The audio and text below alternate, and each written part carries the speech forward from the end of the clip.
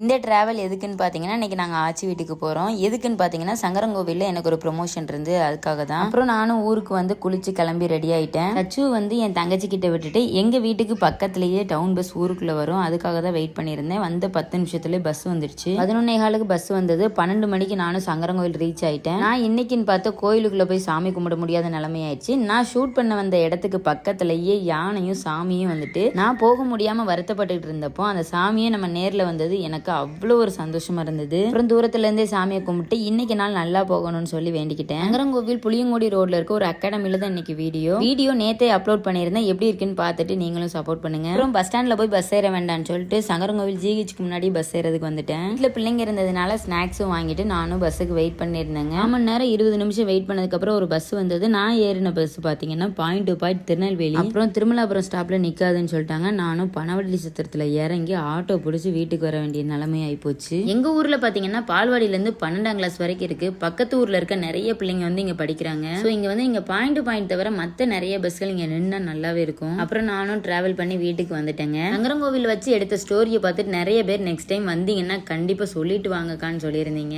நான் வந்து நெக்ஸ்ட் பொங்கல் லீவுக்கு வந்துட்டு 1 வாரம் இருப்பேன். கண்டிப்பா யாரும் வந்தீங்கன்னா பார்க்கலாம். பாய்.